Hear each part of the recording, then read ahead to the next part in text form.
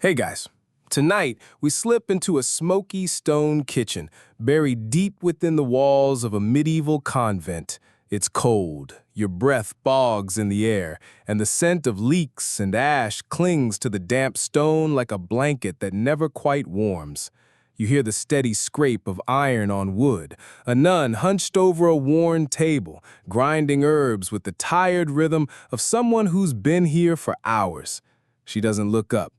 The fire crackles behind her. You wonder if the silence is holy or heavy. You probably won't survive this century, by the way, not just because of the plague or the fact that sanitation is basically an optional rumor, but because in this world, your Wi-Fi is gone and emotional support is spelled G-O-D. So before you get comfortable, take a moment to like the video and subscribe, but only if you genuinely enjoy what I do here. And hey, drop your location and local time in the comments. I love seeing where you're listening from. Now, dim the lights, maybe turn on a fan for that soft background hum, and let's ease into tonight's journey together. You trudge across the stone floor, catching the earthy scent of barley porridge and something vaguely medicinal. The nun finally speaks, soft as moth wings. Add 2 pinches of marigold for the melancholy.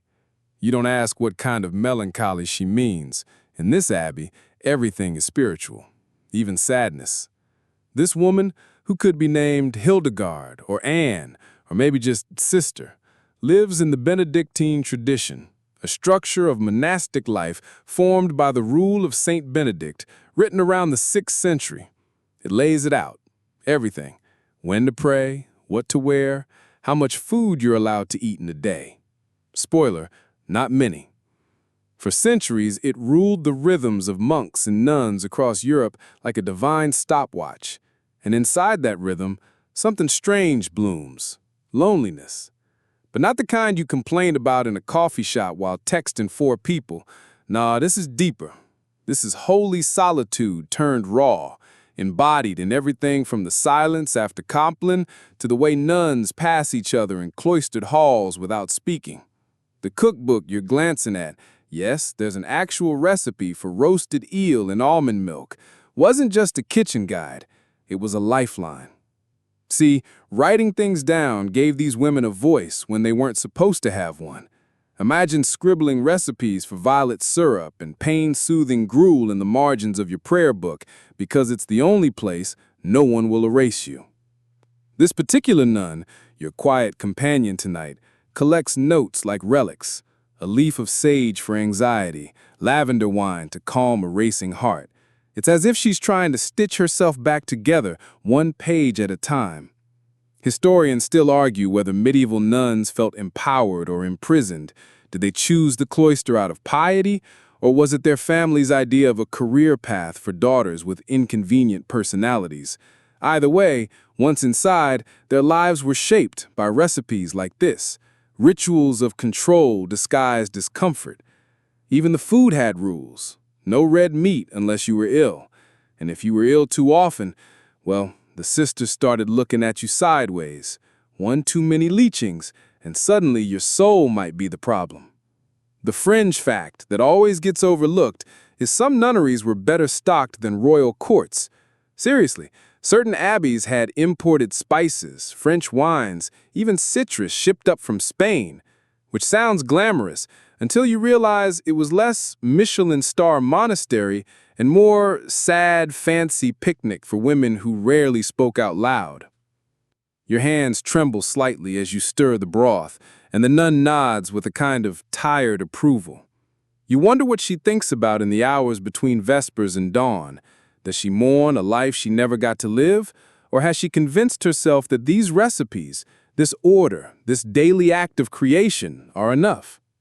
Some nights, she writes down combinations that don't make sense: hazelnut and vinegar, parsley and honeyed wine. You ask if these are meant to be medicinal. She shrugs. She says, sometimes. Sometimes they're just for beauty. It hits you like a psalm. When the world gives you no stage, you put your poetry in the soup. One page in the cookbook is torn and mended with wax. You can just make out faded ink beneath the patch. For when the mind drifts toward absence, stir rose water into cream, whisper the name you miss. She catches you reading and gently closes the book. She says, "You cook so you don't vanish." There's no dramatic epiphany here, no sweeping music or montage of soul-searching, just the steady plod of one day after another, punctuated by the smell of garlic and the ache of silence. You realize this cookbook isn't just about hunger. It's about anchoring the self in a place where everything is meant to be forgotten, even your name. She motions for you to taste the broth. It's bland, but warm. It fills you without thrilling you, which might be the most accurate metaphor for convent life you'll ever taste. You sit by the hearth as she ladles servings into wooden bowls, placing them on a tray for the infirmary. That's where the old nuns go, the ones whose hands tremble too much to stir or slice. They'll eat in near silence, then be wheeled back to their cells where they'll wait for another sunrise that looks a lot like the last one. It's not tragic, but it's not triumphant either. Back in the kitchen, she washes the ladle with methodical care. You ask why she keeps making these recipes if no one else reads them. Her smile is thin, but not unkind. She says, "Because one day, someone will." And she pats the book, leaving a damp thumbprint beside the saffron section. You glance at the fire, now just glowing embers. Your feet are cold. Somewhere, a bell tolls, and you both rise to go to prayers. And just like that, you're part of the rhythm too. Not because you believe necessarily, but because she does. And belief, even secondhand, is a powerful thing. You're handed a knife that's seen better centuries. The blade wobbles in its handle, and the onion you're meant to chop looks more like a shriveled heart than anything edible. Across from you, your nun, still unnamed, still vaguely judgmental, slices celery with the kind of precision that says she's done this maybe 12,000 times. You follow her lead, clumsily halving your onion, only to be immediately betrayed by its sting. Tears blur your vision, and she doesn't miss the chance. "God salts the humble," she says, deadpan. You choke on a laugh and onion fumes. In this medieval kitchen, your tears are as functional as the fire, because food preparation here isn't just about feeding bodies, it's about feeding penitence. Nuns didn't just cook, they labored, physically, emotionally, spiritually. And while chopping vegetables doesn't sound like high drama, it became a kind of quiet theater of suffering and service. You try to wipe your eyes on your sleeve, and she offers no sympathy. "Offer it up," she says, meaning the pain. "Offer it to God. Offer everything." And you realize, slowly, that loneliness here isn't just about being alone, it's about constantly turned inward. In the rule of Saint Benedict, humility is the prized virtue. Not success, not happiness, humility. That means your failures are precious, your discomforts are gifts. Even your mistakes in the kitchen are miniature crucifixions. Every botched biscuit, another step towards sainthood. Historians still argue whether the kitchen was a punishment space or a form of therapy. Did abbesses assign the emotionally fragile to food prep to help them heal, or to keep them out of trouble? Either way, this place soaked up a lot of sadness. More than one nun scribbled prayer requests in the margins of pantry inventories, hiding grief among flour counts and bean tallies. Grief for lost families, for former lives, for a future that no longer belonged to them. You plop your diced onion into the pot and wince at the splash. She nods, without looking, moving on to peel garlic, another task you'll be doing wrong shortly. The whole process is strangely intimate. Not in a romantic way, but in the way that shared silence between people who know how to suffer can be. There's a shelf above the hearth where dried herbs hang in quiet chaos. Lavender, thyme, wormwood. And then there's a little pouch tied with red thread, a fringe detail that makes you curious. You reach for it. "Don't touch that," she says, quick as a slap. You freeze. She softens eventually. She says it's Rue and Angelica for warding off thoughts. She doesn't elaborate, but you understand. Because this kitchen, it's not just a space of creation, it's exile, a soft punishment for the restless, the doubting, the ones who cried too much during matins or questioned the abbess one too many times. Your nun, it seems, has spent years here, maybe decades, banished perhaps not for sins, but for sadness. There's a fringe record of a nun in a Yorkshire abbey who was reassigned to kitchen duty for being too dreamy. Too dreamy, as if interiority were an infection. Her name was struck from the choir register, but her notes remain in the margins of the cookbook. For dreams that visit uninvited, steep poppy in milk. You wonder if she ever drank it, or if she just liked the idea of a remedy for being too full of thought. You crush garlic with the heel of your hand and toss it into the pot. The smell is sharp, angry, alive. The nun stirs it with practiced grace, and for a moment, it feels like you're doing something together that matters. Not because the soup will be good, it won't, but because it means she's still here, still trying. She tells you, almost offhandedly, about a nun who used to hum while she stirred, breaking the silence rules just barely. She said music made the lentils kinder. She laughed. She wasn't wrong. You're not sure what that means, but you nod like you do. The idea that lentils could have an emotional response somehow doesn't feel that absurd tonight. And then comes the mortar and pestle. It's heavy, unforgiving. You're told to grind peppercorns until they become dust. As you press down, your wrists ache and your thoughts drift, unmoored. This is the emotional labor part. The grinding becomes a rhythm, and the rhythm opens a door. You remember people you haven't thought of in years. You recall a kindness you never thanked someone for. You wish you'd said goodbye more gently to someone who didn't deserve your silence. It all rises to the surface, grief, joy, guilt, until the peppercorns are powder and your breath is shallow. She takes the mortar without comment, sifting the powder into the pot. We both watch it swirl like incense dissolving in water. That's the part that heals, the part that stings, she says. There's a moment where you think she might share something real, a memory, a confession. Instead, she points to a bucket and says, "Peel those turnips next." So you do, but you file that line away. Maybe she wrote it down somewhere, tucked it between the stewed pear and fig vinegar entries. Maybe that's what this whole kitchen is, a living book of feelings no one was allowed to name. Fringe tidbit, some nunneries named their stoves, not in a whimsical, modern way, but in reverent dedication.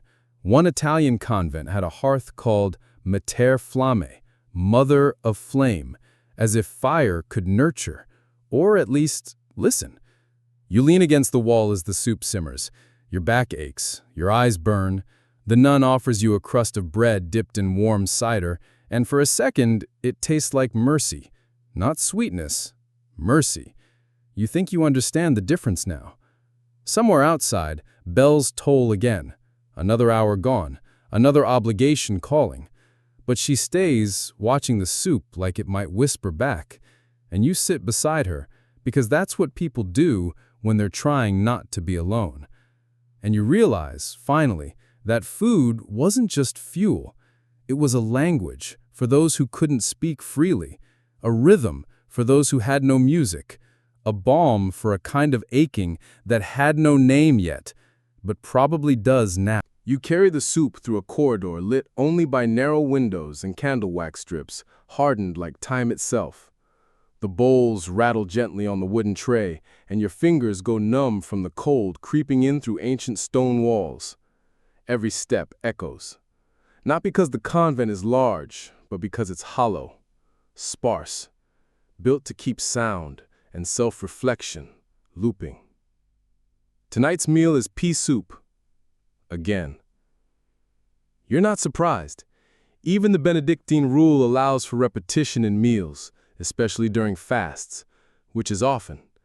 Because in this abbey, hunger isn't just tolerated, it's sanctified. You slip into the refectory where the nuns are already seated in long rows, hands folded neatly on worn wood, waiting. Heads bowed. No one talks. In fact, no one's allowed to.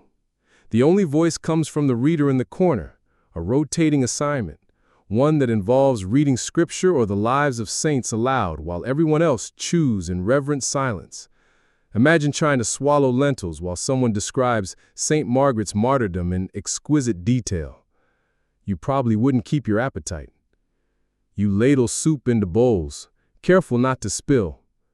Your nun is seated toward the back, eyes on the reader, lips moving in silent prayer, or perhaps repetition. Some nuns whispered scripture like a metronome, timing each bite, one rhythm for the mouth, another for the mind. Feasting and fasting weren't opposites here. They were just 2 points on the same circle. The idea was never to indulge or starve, but to discipline, to live in tension. So even during feast days, when the abbey served meat or fish or imported dates soaked in wine, the joy was muted. You were supposed to feel the feast, only so you'd remember how to let it go. Historians still argue whether this tension strengthened the spirit or slowly eroded it. Some accounts tell of ecstatic visions after prolonged fasting, of nuns who claim to see angels in the steam rising from their porridge. Others hint at what we'd now call eating disorders, sanctified by rules and cloaked in spiritual language. There's even a record of a nun who refused all food except the Eucharist for years, praised as a living miracle, though she eventually collapsed during Compline and never woke up. You sit down with your own bowl. It's warm, thin, undersalted, but the act of holding something hot in your hands brings a kind of comfort, even if your stomach's still growling. You glance around at the others. Some eat slowly, deliberately, others faster, as if racing themselves. One stares straight ahead, spoon paused midair, clearly somewhere else entirely. There's a strange illusion of abundance here. The table is long, the bowls are full, the candles flicker in rows like a banquet, but the silence eats up more space than the food fills. You begin to notice that for every body seated here, there's a shadow of absence. Sisters who left, sisters who died, sisters who went quiet one day and never quite returned to the rhythm. A French tidbit. Some convents placed an empty plate at the table during meals, not in memory of a saint or a departed sister, but for Christ, as if leaving room for the divine might somehow fill the aching gaps between each spoonful. You find yourself staring at your soup, thinking how hunger changes shape over time. At first it's physical, then it becomes emotional, then spiritual, and eventually it just becomes part of who you are. You are not hungry, you are hunger, living in a body that remembers what it means to need. Your nun catches your gaze and offers the tiniest nod, not permission, not comfort, just acknowledgement. She sees you seeing it, the illusion, the weight beneath the rituals. After the meal, the nuns rise in unison. No one speaks. Bowls are collected, scraps are gathered for the poor or for compost, nothing wasted. Even the quiet is reused. You trail behind, eyes lingering on the empty plate at the end of the table. You wonder if Christ showed up for dinner, or if, like so many others, he stayed silent. You help wash the bowls in cold water, scrubbing each with a cloth that smells like ash and thyme. The nun beside you hums a note so faint you almost miss it. Not a melody, just a vibration, like she needs to prove to herself that she's still here. And you realize this meal, this room, was never about the food. It was about making the invisible visible, making the lonely holy, even when it doesn't feel that way. You leave the refectory with cold hands and a full stomach that somehow still feels empty. The corridor stretches out before you, candlelit and unwelcoming. But now you know, the illusion of plenty was never meant to satisfy. It was meant to sustain just enough hope to carry you to the next prayer. A nun passes by with a basket of apples. You smell cloves. She doesn't look up. You wonder if she's thinking about someone she'll never see again, or if she's just counting apples. You return to the kitchen and find your nun washing the soup pot, shoulders hunched. You ask her if she's ever cooked a real feast, a blowout, a decadent spread. She pauses. "Once," she says, "we made honey cakes for the bishop's visit, used every last egg in the place, licked the bowls clean." She chuckles softly. "He didn't stay long." You laugh, and for a moment the space feels light, like a real kitchen, like a place where people make things together. But the moment fades, the cold creeps back in. You help dry the pot. She hangs the cloth, the fire burns low, and you both stand there, not moving, not speaking, in the aftermath of a meal that pretended to be more than it was.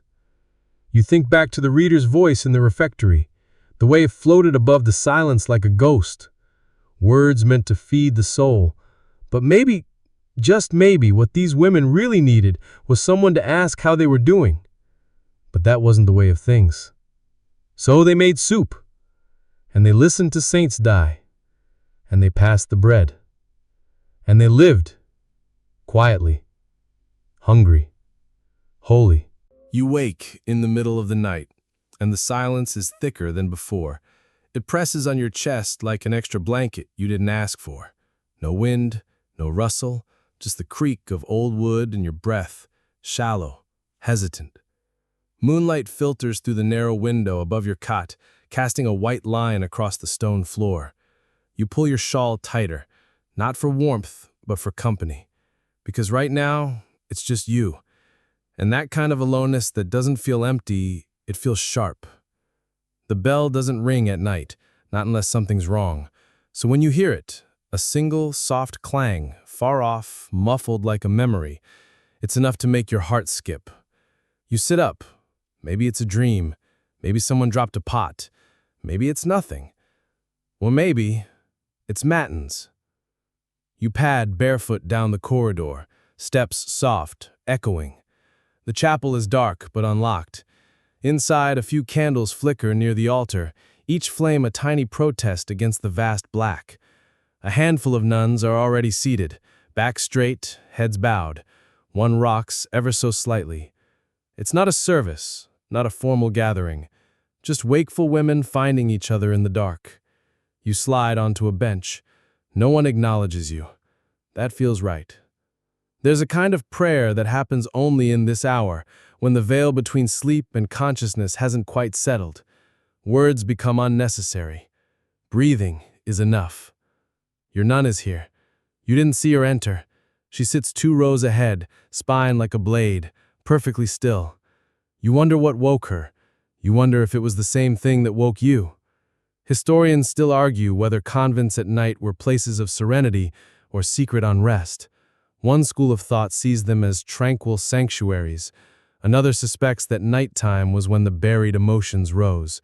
Anger, doubt, grief. Dreams carried confessions no tongue would utter by daylight. Some abbesses even recorded nocturnal disturbances, vague reports that suggest outbursts, weeping, or silent departures under moonlight. The shadowy corners of medieval religious life often go undocumented, or, worse, sanitized. But if you read between the lines, between the recipes, the prayers, the rotas, you start to see traces of these midnights, footnotes that hint at a sister who stopped attending services, a mention of one who began sleeping near the kitchens, close to the warmth. Sometimes there are records of exorcisms. Other times, just gaps, blank pages where someone's presence used to be. You think of that stew from yesterday, the way it clung to the bowl, the way the turnips sank to the bottom. Loneliness can be like that too, heavy, settled, not gone, just hiding under the broth. A fringe note from a 13th century French convent lists onions, honey, and rosemary, steeped and taken before bed to soothe dreams and banish thoughts of home. Not medically accurate, but spiritually telling. These weren't just sleepy herbs. They were ritual comforts, brewed in the hope that memory wouldn't chase you into the dark. The nun beside you sighs. It's barely audible, but it carries something ancient. You turn your head slightly and catch her hand clenching and unclenching on her lap. She's not praying, she's remembering. And in this moment, you realize something that hits like cold water.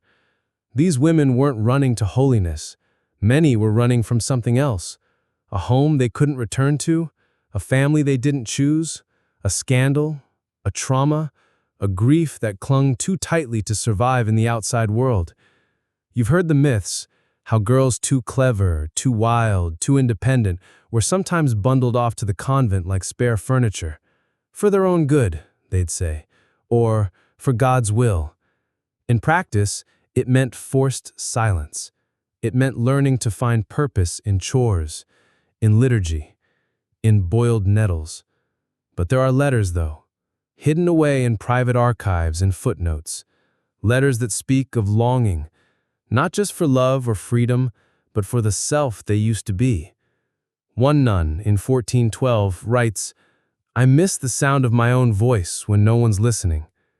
And there it is, the most medieval sentence that could belong to any of us. You sit there in the cold chapel, surrounded by breathing and flickering candlelight, and suddenly you understand, loneliness here was institutional, woven into the vows, not a bug, a feature. Because the idea was never to eliminate the self, it was to dissolve it, to melt it slowly into obedience until you no longer remembered the shape of your own name when spoken aloud. A heavy truth, but not the only one. Because somehow, amidst all that erosion, some nuns carved space to remember who they were. Recipes passed in whispers, embroidered initials hidden under habits, a loaf of bread made extra sweet on someone's birthday, though no one dared to call it that. One kept a stone from her childhood river in her apron pocket for 30 years. She called it, "My memory." Your nun stands. Without looking at you, she lights another candle, then turns and walks out, her shadow tall against the wall. You follow, not out of obligation, but because her presence now feels like a lifeline. Back in the kitchen, she fills a pot with water and sets it over the fire. No words, no recipe, just movement. She drops in dried herbs, lavender, lemon balm, thyme. You don't need to ask what it is. It's comfort, steeped and silent. She pours a ladleful into a chipped cup and hands it to you. The steam curls against your face, soft and fragrant. She takes a sip of her own, leans against the wall, and finally speaks. "Tonight's the anniversary," she says. No explanation, no name, just the statement hanging like smoke. You nod, you sip, and you think maybe this is what healing looked like for them. Not sudden, not miraculous, just sitting beside someone in the dark, holding something warm, saying nothing, but not being alone. Because in this place of walls and rules and recipes, real connection didn't happen in the daylight. It bloomed quietly, under cover of night.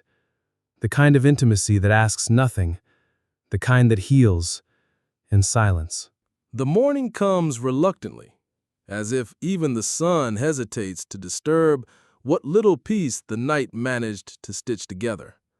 You blink awake to the low murmur of bells, prime, the first prayer of the day, the kind of sound that slips into your dreams and tugs you gently back toward consciousness.